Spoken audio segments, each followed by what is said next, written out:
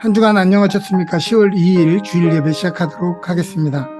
지난주에 야외 예배를 마치고 저희가 이어서 애플 피킹을 다녀왔는데요. 그곳에 가서 놀란 것이 있었죠. 바로 나무에 사과 열매가 달려 있었다는 것입니다.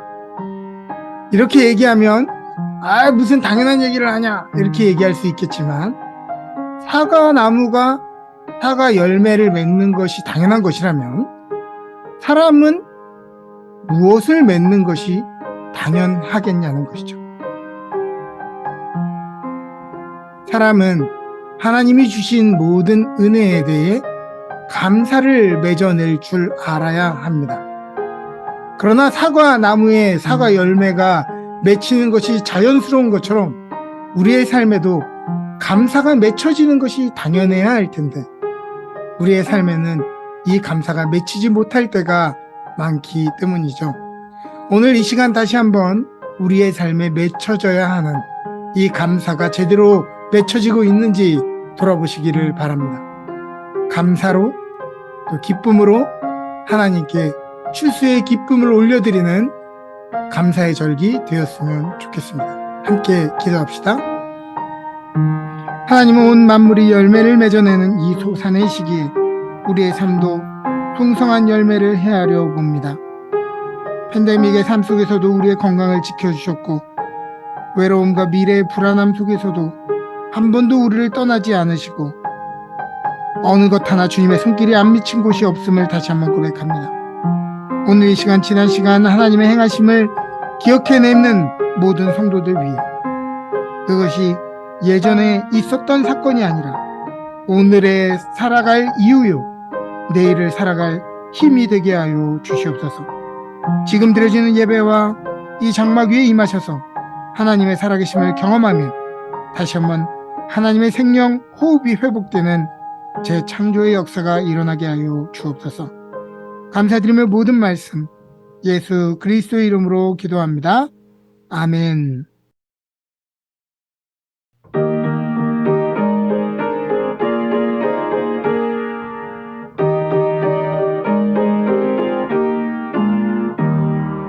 세상 모든 풍파너를 흔들어 약한 마음 낙심하게 될 때에 내려주신 주의 복을 세어라. 주의 크신 복을 내가 알리라. 받은 복을 세어 보아라. 크신 복을 내가 알리라. 받은 복을 세어 보아라. 주의 크신 복을 내가 알리라.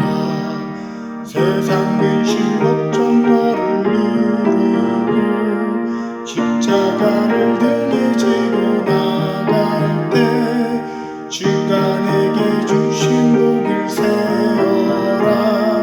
두려움 없이 항상 찬송하리라.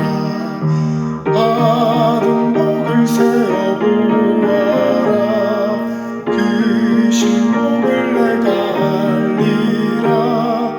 받은 복을 세어 보아라. 주의 크신 복을 내가 알리라. 세상 권세 너의 앞길 막을 때 주만 믿고 낙심하지 말아라.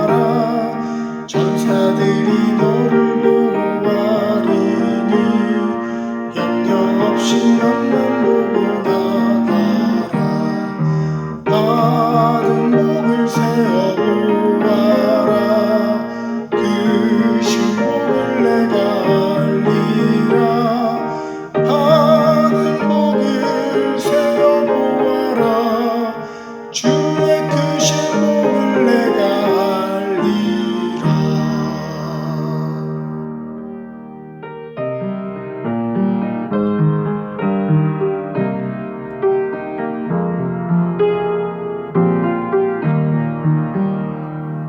지금까지 지내온 것 주의 크신 은혜라.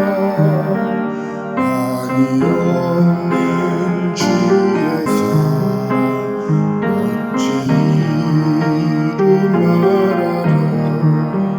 자나깨나 주의 손이 항상 살펴주시고 모든 일을 주 안에서 형통하게 하시네. 강함도 연약하나 세임받아 살았네. 물 붙듯이 부으시는 주의 은혜 족하다.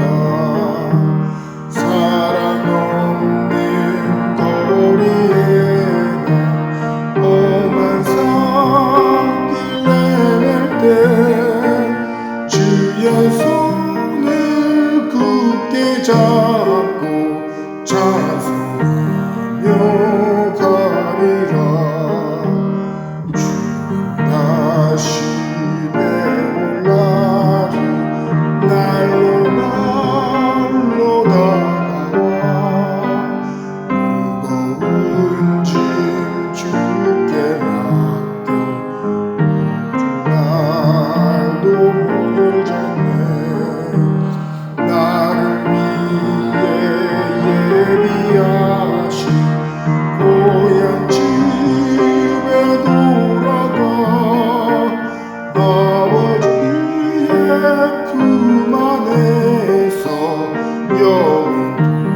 복 살리라.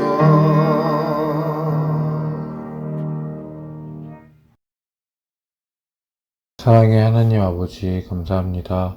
거룩한 주에 이렇게 좋은 날씨를 허락하여 주시고 주님의 전에 나와 예배를 통하여 성령 충만하게 될 수 있도록 하심을 감사드립니다. 비록 부족하고 죄 많은 영혼들이지만 주님, 저희들이 예배를 받아주시고 주님께 더 큰 영광 돌릴 수 있는 시간이 되길 원하오니 주님 함께하여 주시옵소서. 사랑의 주님, 저희들 지난 한 주간도 세상에 치여 살며 주의 말씀을 많이 읽고 살았음을 고백하고 회개합니다. 정말 연약한 저희들, 자꾸만 세상과 타협하게 되고 세상적인 기쁨과 즐거움에 우리의 삶을 쓰고 있습니다. 주님, 저희들의 눈과 귀를 열어주시고 저희들의 어리석음을 일깨우셔서 정말 주님만이 이 세상의 빛이시며 우리 구원자 되시는 것임을 알게 하여 주시옵소서. 주님께 다가가는 기쁨을 알게 하시고 천국 백성 되는 권세가 세상의 어떤 권세보다 큰 것임을 깨닫도록 인도하여 주시옵소서. 주님 말씀 전하는 목사님을 위해 기도합니다. 정삼열 담임 목사님 영육이 강건하게 하시고 그 가정에 항상 평안함과 사랑이 넘쳐나게 하여 주시옵소서. 주님의 뜻을 펼치는 통로로 쓰기 위하여 더욱 복 있는 주의 자녀로 인도하여 주시옵소서. 주님, 런던 은혜교회 성도들을 위해 기도합니다. 이 자리에 나와 예배를 드리는 성도들, 온라인 예배를 드리는 성도들, 그리고 각자의 사정으로 이 시간 함께하지 못하는 성도들 모두 기억하시어 정말 그들의 삶이 주님과 함께하며 성령의 은혜와 주님의 복이 넘쳐 흐르는 주의 자녀의 삶을 되게 하시고 주님과 정말 함께할 수 있도록 인도하여 주시옵소서. 저희들 너무나 어리석고 부족합니다. 저희의 어려움과 근심을 주님께서 저희보다 더 잘 아시고 그 해결 방법도 잘 아시오니 주님 인도하여 주시옵소서. 정말 감사와 찬양, 주의 말씀이 넘쳐나는 런던 은혜교회로 다시 회복되게 인도하여 주시옵소서. 이제 10월의 시작입니다. 저희 런던 은혜교회 다시 새롭게 나아가게 하시고 여러가지 어렵고 혼란스러운 상황 잘 이겨내며 주의 뜻 이뤄나가는 주의 몸된 교회 되게 하여 주시옵소서.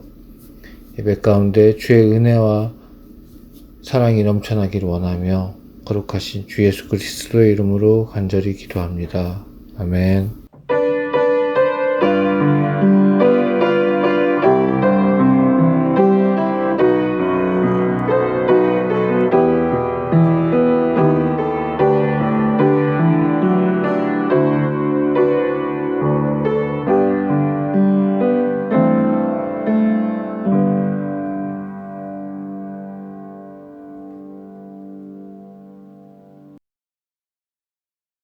오늘 우리에게 주신 하나님의 말씀은 시편 69편 30절에서 32절입니다. 내가 노래로 하나님의 이름을 찬송하며 감사함으로 하나님을 위대하시다 하리니 이것이 곧 뿔과 굽이 있는 황소를 드림보다 여호와를 더욱 기쁘시게 함이 될 것이라. 공고한 자가 이를 보고 기뻐하나니 하나님을 찾는 너희들아 너희 마음을 소생하게 할지어다. 아멘. 우리에게 주신 하나님의 말씀입니다. 오늘은 시편 69편 말씀을 가지고 감사의 마법이라는 제목으로 말씀을 전하도록 하겠습니다. 여러분들은 복이라고 하는 한문의 뜻을 알고 계십니까? 복이라는 한문의 획을 분해해서 읽으면 보일 시자, 하나 일자, 입구자, 그 다음에 밭전자로 구성되어 있고요. 보통 획의 앞부분에 시자가 나올 때에는 어떤 신을 의미한다고도 합니다. 그러면 복이라는 것이 어떤 의미인가? 적어도 이 단어가 만들어질 때 사람들은 어떻게 이해했냐면 신이 모든 사람에게 자기가 먹을 수 있는 밭, 일터를 준 것을 복이라고 여겼다는 말입니다. 적어도 오늘날의 사람들이 이해하는 복과는 조금 다른 것 같죠. 그렇다면 한 글자를 더해서 행복은 무슨 뜻입니까? 이 행복의 앞에 행자는 다행 행자입니다. 그러면 다시 해석해 보죠. 다행히도 오늘 신께서 내 몫에 먹을 것, 내가 일할 수 있는 일자리를 주신 것. 그것이 바로 행복의 원의미일 것입니다. 오늘은 과거보다 훨씬 더 부유하고 편리한 시대, 또 오늘 뭘 먹을 수 있을까 고민하는 시대가 아닌 시대를 살아갑니다. 그런데 우리가 이런 편안한 시대를 살아가면서도 여전히 행복하지 못하다면 그 이유는 무엇입니까? 그것은 바로 행복하지 않기 때문이 아니라 행복을 잘못 이해하고 있기 때문입니다. 만일 여러분들이 여러분들의 자녀들에게 너 어떻게 하면 행복할 수 있냐 한번 물어보시죠. 아니, 오늘 너가 왜 행복하지 못한지를 물어보시기를 바랍니다. 그러면 자녀들은 거의 대부분 자기가 가지고 싶은 게 있는데 그걸 못 가져서 내가 행복하지 않다 이렇게 얘기할 것입니다. 그래서 어떻게 하면 행복하게 될까?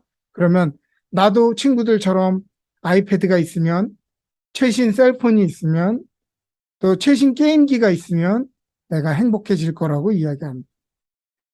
만일 그래서 우리 아이들이 행복할 수만 있다면 몇백, 몇천 불을 들여서 그거 사는 거 부모들에게 무슨 부담이 있겠습니까? 그걸로 정말 행복해진다면 말이에요. 그런데 우리가 고민하는 이유는 간단하죠. 잠시는 그걸 가지느라 행복할지 모르지만 최신형, 또 유행이 바뀌면 금세 또 행복하지 않다고 느낄 수 있다는 것을 우리는 알기 때문입니다. 그래서 그 잠시의 행복을 위해서 그 몇천 불, 그 몇백 불의 금액을 쓰는 게 맞는 것인지 그래서 고민하는 것이죠. 만약에 그것으로 영구히 아이들이 행복하다고 하면 어느 부모가 쓰지 않는 부모가 있겠습니까? 그렇죠? 우리는 압니다. 결핍이 없는 상태가 행복이 아니며 갈망하던 물건을 가지는 것으로 생기는 행복은 참으로 길게 가지 않는다는 것을 말입니다. 그런데 아이들을 보면서는 아는데 어른들에게 여러분들에게 무엇이 있으면 행복하겠습니까? 라고 물으면 그 내용물만 바뀔 뿐 아이들과 정말 비슷한 얘기를 합니다. 애들을 보면서는 느끼는데 자기 자신을 보면서는 깨닫지 못하는 것이 어른이죠. 많은 사람들은 이 행복이라고 하는 것이 어떠한 결핍도 없고 모든 것을 가지고 승승장구하는 상태 정도로 이해하는 것 같습니다. 내가 집만 있으면 행복하겠다 이렇게 생각하지만 지금 집 가지신 분들에게 물어보시면 정말 행복하십니까? 물으면 저마다 또 다른 행복하지 않은 이유가 있다니까요. 학교만 졸업하면 행복하고 승승장구할 것 같았는데 졸업을 해도 여전히 삶의 걱정거리 투성이죠. 매일 버스 타고 다니던 이 뚜벅이 때는 야, 똥차라도 있었으면 좋겠다 이렇게 생각하다가도 또 차가 막상 생기면 왜 행복하지 못하다고 느끼느냐? 더 새 차, 더 큰 차를 가지고 싶기 때문입니다. 건강이 있을 때에는 건강이 귀한 줄 모르다가 나이가 들고 조금씩 몸이 사가져 아파져 가면 건강 걱정으로 가득하고 불만으로 가득 찹니다. 자녀만 어느 정도 키우면 걱정이 없을 줄 알았는데 이제 자녀들이 다 장성해서 직업을 가지고 사니까 어떤 걱정합니까? 비 오면 돗자리 장수 아들 걱정, 날씨가 맑으면 우산 장수 아들 걱정. 평생 우리는 자녀들 삶을 보면서 걱정할 수밖에 없는 것입니다. 만약에 이 모든 문제들이 사라지고 우리의 모든 갈망을 다 이루고 걱정으로부터 자유한 상태가 행복이라면 이 세상에 어느 사람이 과연 행복할 수 있겠습니까? 세상 어떤 사람도 오늘의 삶에 문제가 없는 사람은 없기 때문입니다. 그 어느 사람도 자신이 원하는 것을 다 가지고 살 수 없기 때문이죠. 그러므로 대부분의 사람들이 정하는 마음의 상태는 다음과 같습니다. 첫 번째는 이런 상황 속에서 나는 불행하다라고 느끼는 것입니다. 다른 사람들은 다 있는데 나만 없는 것 같아서 내가 그렇게 무가치한 존재처럼 느껴지고, 또 하나님은 나를 버리셨고 나에게 침묵하셨다고 생각하는 것입니다. 이 사람들을 비참하게 만드는 것은 성공한 기업을 가지고 부자 동네에 사는 사람들이 아니라 나와 비슷한 것 같은데 나보다 떡 한 개 더 먹는 사람들이 우리를 비참하게 만드는 것입니다. 즉, 불행의 원인은 다른 사람들과 비교하면서 내 존재감과 내 가치를 발견하려고 하는 데 있다라고 하는 것이죠. 둘째는 불행까지는 아니지만 세상을 향해서 아무것도 기대하지 않는 사람들이 있습니다. 염세적인 시선과 하나님에 대한 불신으로 아무 기대도 없는 사람들. 이 사람들이 제일 많이 하는 말이 무엇입니까? 야, 해봐야 뭐하냐? 뭐가 달라져? 야, 기도하면 뭐해? 열심히 믿으면 뭐해? 원하는 일터 원하는 사람들과 함께하지는 못한다고 늘 생각하지만 억지로 매일을 그저 살아가는 사람들입니다. 원하는 것이 있어도 갈망하지 않습니다. 어차피 안 될 것이 뻔하니까. 희망 고문하는 것보다 현실을 유지하며 사는 것이 더 낫다라고 생각하는 것입니다. 그러나 소망이 없으면 열정이 사라집니다. 소망이 없으면 비전을 잃어버리게 됩니다. 세 번째는 이런 사람들도 있습니다. 오늘 내 삶은 행복하지 않지만 다른 사람들에게 행복해 보이려고 노력하는 사람입니다.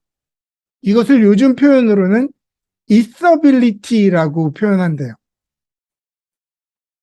있어 보인다라고 하는 한글말과 어빌리티가 합쳐진 말이죠. 있어 보이는 것. 있어 보이는 능력이 바로 있어빌리티입니다. 소셜미디어나 과시적인 소비를 통해 사람들에게 내가 이렇게 행복하고 내가 이렇게 잘 살고 있다고 보여지기를 원하지만은 무대 뒤에 실제 자신의 모습은 누구보다도 비참하고 외롭고 공허한 삶을 살아가는 사람들입니다. 내 정체성을 설명하기 위해, 내 가치를 설명하기 위해서 오늘 내가 뭘 먹는지, 무엇을 가졌는지, 어디에 갔는지 인맥을 자랑하기를 원하는 사람들입니다. 나는 누구지? 나는 행복한가? 질문하면서 자기를 돌아보는 이런 성찰보다는 자기가 되고 싶어하는 모습으로 사람들에게 보여지는 것을 포장하는 사람입니다.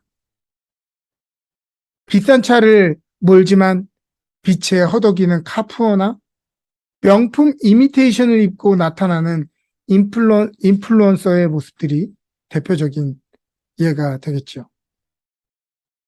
넷째는 이런 상황 속에서 이러한 자세를 가진 사람들도 있습니다.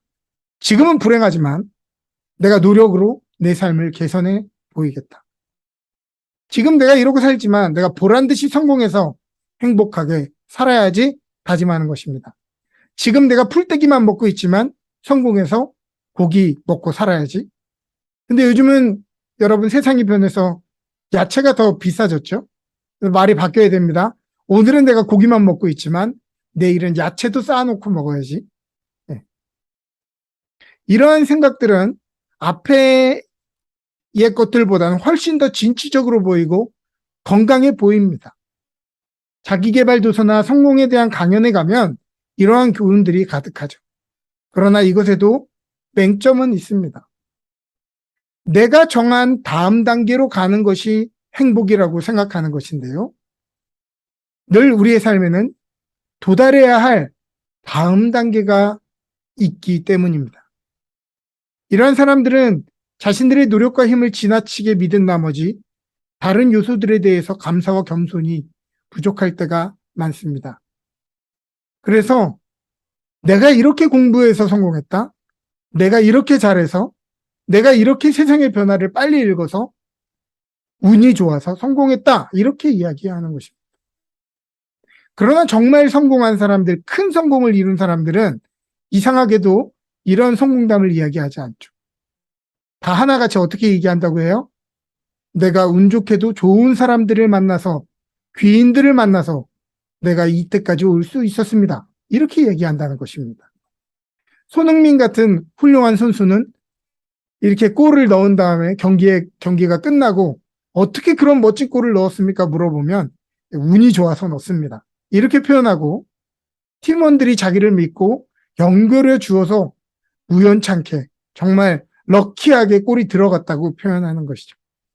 그냥 겸손한 척하는 것이 아니라 상황을 읽고 또 자신의 능력을 객관적으로 분석하는 메타 인지 능력이 있기 때문에 사실은 이것들이 나의 노력만으로 될 수 없었다는 것을 알기 때문입니다. 다섯 번째는 우리가 배워야 될 삶의 자세인데요. 그것은 바로 매일의 삶 가운데 감사의 이유를 찾으며 발견하며 살아가는 삶입니다. 오늘 여전히 우리의 삶의 문제는 다 해결되지 않았고 삶의 고난이 사라지지는 않았지만 그럼에도 불구하고 감사할 거리를 찾고 감사의 자세를 잃지 않는 것입니다. 오늘 시편의 저자는 아주 유명한 감사의 고백을 하고 있습니다. 이 구절로 우리가 잘 아는 찬송도 있죠. 그런데 이 구절들만 딱 떼어놓으면 감격에 넘치는 고백 같은데 시편 69편 전체를 보면 전혀 감사할 만한 상황이 아니라는 것을 알 수 있습니다. 구약 성서에서 물은 자주 죽음을 상징할 때 표현하는 단어죠. 그는 자신의 영혼에 지금 물이 차올랐다고 이야기합니다. 설 곳이 없는 수렁에 빠진 것 같고 바닥이 보이지 않는 깊은 물에 빠진 것 같다고 이야기합니다. 간절히 하나님을 부르짖느라 피곤하고 목이 마르며 하도 하나님을 바라보느라 눈이 침침해졌다고 이야기합니다. 까닭 없이 나를 모략하는 자가 머리털보다 많고 부당하게 원수가 되어 나를 죽이려고 하는 자가 너무도 힘이 강해서 내가 잘못한 것도 아닌 것을 물어주게 생겼다. 이렇게 이야기합니다. 사람들에게 비방을 받고 수치심이 가득해져서 형제들에게는 손님처럼 여겨지고 부모에게는 남처럼 여겨지게 되었다. 이렇게 이야기합니다. 내 삶이 호사가들에게 가십이 된 삶이 되며 술꾼들에게 안주거리가 되고 있다고 이야기합니다. 아니 이런 상황에서 어떻게 멘탈 잡기도 힘들 텐데 어떻게 감사를 할 수 있냐는 것이죠. 보통의 사람이라면 이 상황에서 나를 탈출시켜주면 감사할 것이다. 이렇게 얘기하지 않습니까? 종종 시편의 저자들의 감사를 보면 감사의 이유가 전혀 다릅니다. 예를 들면 시편 136편 1절과 같은 문장이죠. 여호와께 감사하라. 그는 선하시며 그 인자하심이 영원함이로다. 히브리어로는 호두 라도나이 키 토브 키 올람 하스도. 호두는 찬송하다, 야다의 히필 명령형이기 때문에 찬양하라, 감사하다가 아니라 감사해라, 찬양해라 이런 뜻이 되는 것이고, 라도나이는 전치사 레와 아도나이가 합쳐져서 하나님께, 누구에게 감사해야 된다? 하나님께 감사해야 된다. 또 한국 이 성경에서는 번역되지 않았지만 아주 중요한 것이 제가 빨간색으로 이렇게 표시해 놓은 접속사 key입니다. 이게 무슨 뜻이냐면 영어로는 because. 왜냐하면 그 모든 것의 원인, 그 모든 것의 이유가 이것 때문이라는 것입니다. 키, 레올람, 하스도. 레올람은 영원에서 영혼까지라는 뜻이고, 하스도는 헤세드의 3인칭 남성 단수죠. 해석하자면 영원토록 그는 선하시기 때문이다. 여호와께 감사해야 된다. 왜냐하면 그는 선하시기 때문이고, 왜냐하면 그 인자하심이 영원토록 인자하시기 때문이다 라고 번역되는 것이죠.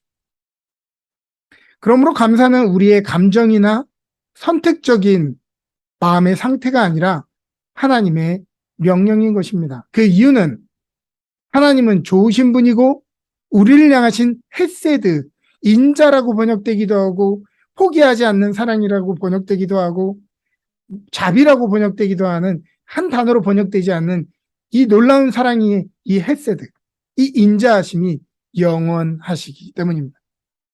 다시 한번 정리해서 의역하죠. 여호와께 감사하라. 왜냐하면 그는 선하시고 왜냐하면 그의 우리를 향한 인자하심이 우리의 삶의 모든 순간에 끊임없을 것이기 때문이다. 이것이 시편의 저자가 고백하는 감사의 이유입니다. 이후로 시편 136편에는 이스라엘이 역사 속에 경험했던 사건들을 쭉 나열하고 있는데 사소한 사건들 하나하나까지 나열하면서 이렇게도 인도하셨던 하나님이 오늘도 우리의 삶을 인도하실 것이고 내일도 우리의 삶을 인도하시지 않겠느냐. 그러므로 감사하라 라고 이야기하고 있는 것입니다. 시편 1편의 저자는 자신이 부족함이 없는 이유를 모든 결핍으로부터 자유하고 모든 것을 가지고 있기 때문에가 아니라 때로는 풀이 떨어져서 장소를 이동해야 하기도 하고 맹수의 위협이 있는 골짜기를 지날 때도 있지만 뭐 때문에? 여호와의 선하심과 인자하심이 정녕 나를 따르리니 내 평생에 부족함이 없다라고 표현하고 있는 것입니다. 그러므로 성숙한 사람은 내 삶에 어떤 것도 당연하지 않으며 내 혼자의 힘으로는 얻을 수 없었다는 것을 아는 사람입니다.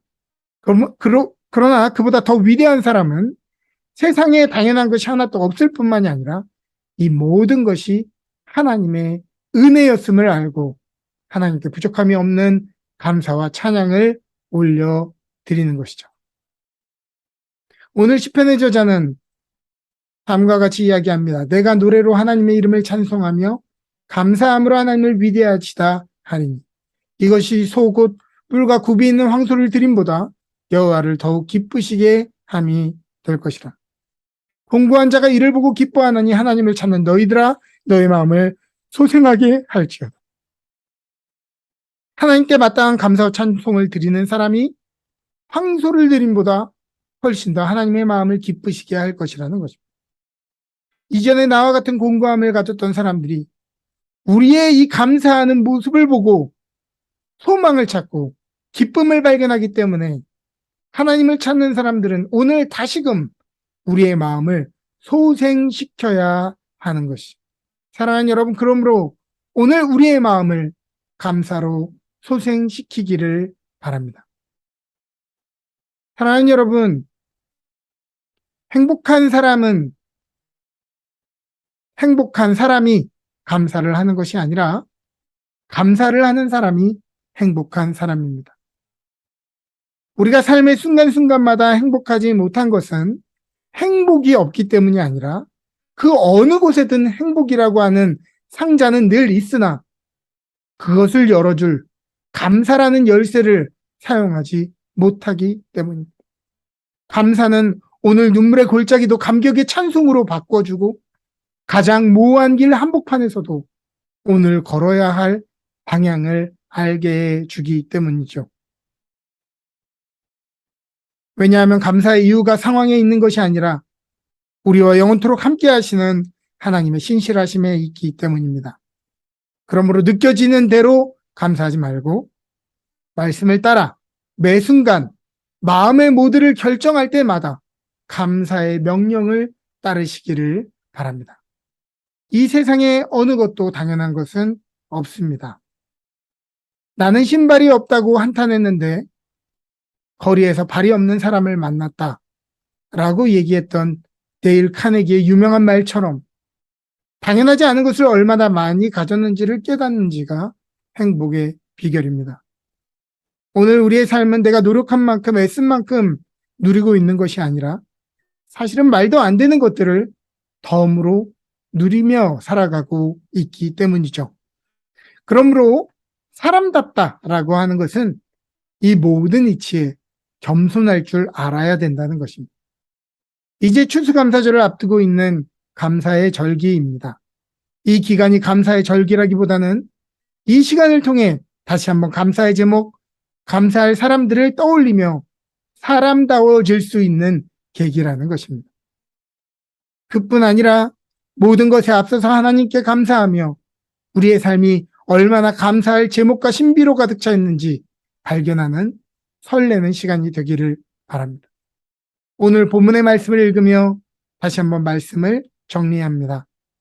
내가 노래로 하나님의 이름을 찬송하며 감사함으로 하나님을 위대하시다 하리니 이것이 소 곧불과 굽이 있는 황소를 드림보다 여호와를 더욱 기쁘시게 함이 될 것이라. 할렐루야.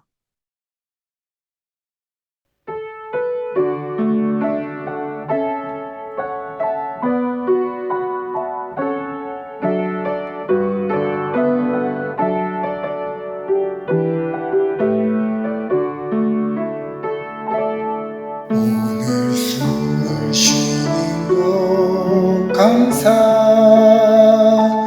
나를 구원하신 것 감사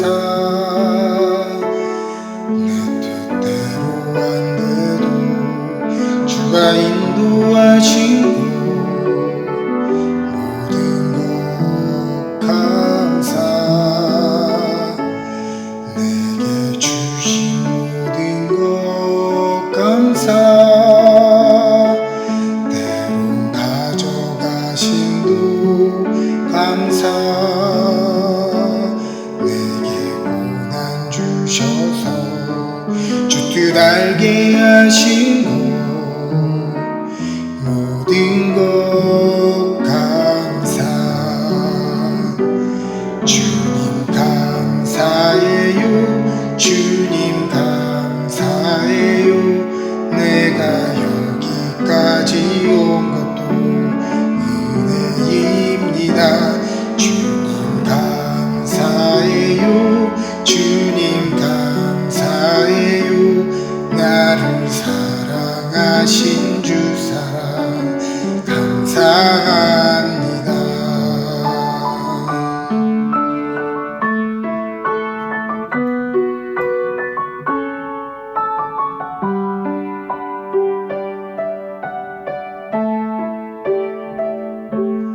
항상 주 안에 있음 감사 잠든 소망 주심도 감사 나 같은 사람도 자녀 삼아 주신 것 모든 것 감사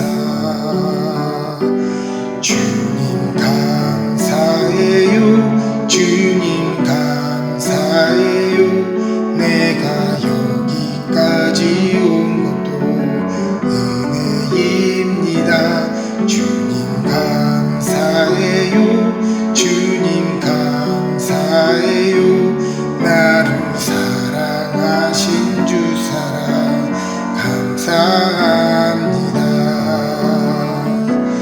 주님 감사해요 주님 감사해요 내가 여기까지 온 것도 은혜입니다 주님 감사해요 주님 감사해요 나를 사랑하신 주 사랑 감사합니다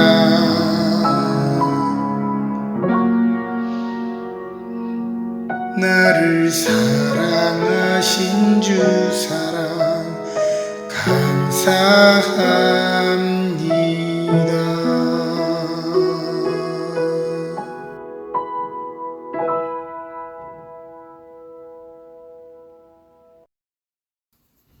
함께 봉헌 기도드립니다. 고맙고 감사하신 주님, 오늘 우리의 연약한 모습에도 불구하고 언제나 우리를 사랑해 주시고 매 순간 한 치 앞도 보이지 않는 우리의 삶을 인도하시는 주님의 은혜로 인해 감사를 드립니다. 하나님, 우리의 삶에 주신 축복으로 인해 감사를 드립니다. 건강을 주신 이도 하나님이시오. 먹을 양식과 오늘 삶의 터전을 주신 이도 하나님이시오. 가족들을 지켜주시고 기업을 지켜주신 분이 우리 하나님이심을 고백합니다. 이 시간 그 주님 앞에 우리의 믿음과 마음을 드리오니 주님 기뻐 받아 주옵소서. 주님, 모든 삼라만상이 익어지고 열매 맺는 이 계절에 우리의 인생은 어떤 열매들을 맺고 있었는지 돌아봅니다. 맺어야 하는 것들을 맺었는지, 건강하고 아름다운 것들을 맺어냈는지를 다시 한번 생각합니다.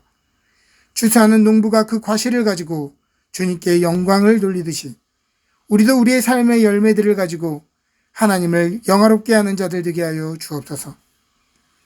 부자의 금화자루가 아니라 과부의 두 렙돈을 가장 크다 말씀하시는 주님. 부호의 나눔이 아니라 어린아이의 작은 도시락을 통해 5,000명을 먹이시는 주님. 하루 사는 것이 빠듯한 사르밧 과부의 한 줌 밀가루를 통해 끊이지 않는 생명을 공급하시는 주님. 마음을 다해 드리는 이 예물이 하나님의 마음을 진동시키는 거룩한 향기가 되게 하여 주옵소서. 주님께서 재물 얻을 힘을 주신 인생들에게는 더 큰 축복의 통로가 되게 하시고, 재물로 인해 고통받는 이들에게는 다함이 없는 은혜와 매일의 생명의 만나로 먹이시는 하나님의 은혜를 경험케 하여 주옵소서.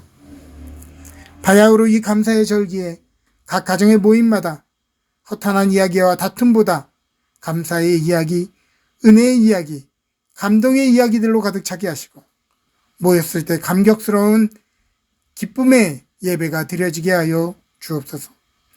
이 시간 드려지는 이 예물이 하나님 나라에 귀하게 쓰여지는 축복의 통로 되기를 원하며 모든 말씀 우리 주 예수 그리스도의 이름으로 감사하며 기도합니다.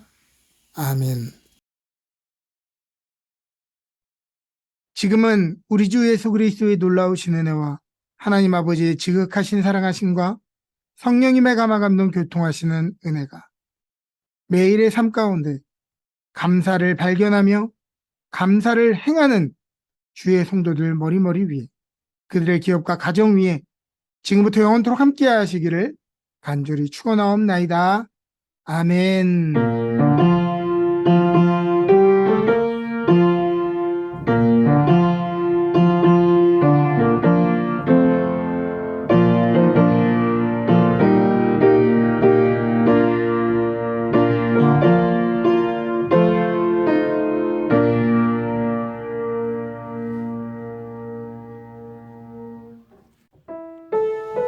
광고 말씀드리도록 하겠습니다. 다음 주 주일 예배는 추수감사 예배로 드려지게 됩니다. 성찬식이 진행되게 되는데요. 성찬식은 오프라인으로만 진행하도록 하겠습니다.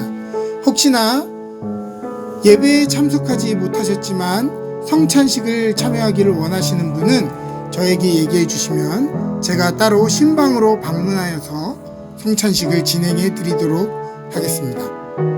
다음 주에 우리가 감사 예배로 모일 때 그냥 아무 생각 없이 오지 마시고 감사의 이유들 또 감사의 고백들을 잘 준비하셔서 준비된 감사로 하나님을 기쁘시게 하는 저와 모든 성도님들 되시기를 바랍니다. 한 주간 하나님의 은혜 가운데 풍성한 한 주 되시기를 바라며 한 주 하나님의 은혜 가운데 사시기를 바랍니다.